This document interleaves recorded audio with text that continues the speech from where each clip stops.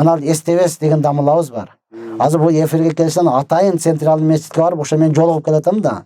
Аны билесизби? Ал ушинтип отуруп жанагы тентип кеткен адамдарды 101-сини Аллахын жолуга даватка чыгарды да.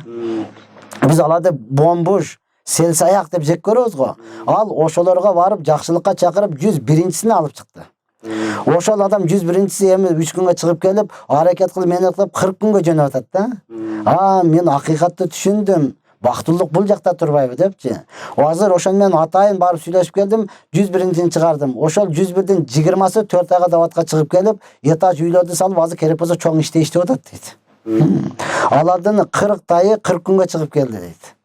Азыр менден дагы жакшы үйлөнүп, бактылуу болуп калган адамдарга жардам берип атат ал дейт.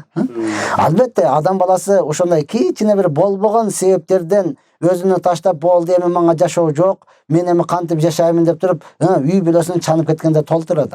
Аларга ким менет кылат? Аларды ким чакырат? Азыр чынында эле баягы денесин саткан деп туруп жек көрөбүз. Аларга деле бир эле адам менет кылып атат да. Ошонун менети менен 101-си чыкты. Эгер ошол жерде отурган баардыгыбыздын башыбыз биригип туруп, аларга менет кыла турган болсок, алар бизден деле бай болуп, бизден деле жакшы калган адамдарга жардам беришли турган кеп. Себеби алардын баардыгы эле төрөлгөндө эле ошентип калган жок. Анын көпчүлүгү кызыл менен бүткөндөрү бар дейт.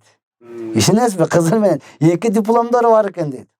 Бирок бир болбогон себептер менен аялы кетип калды, же болбосо күйөө ташап кетти. Ошонун негизинде ошол жака барды да. Ошондуктан бул дават деген жакшылыктардын энеси деп ошон үчүн айтылат.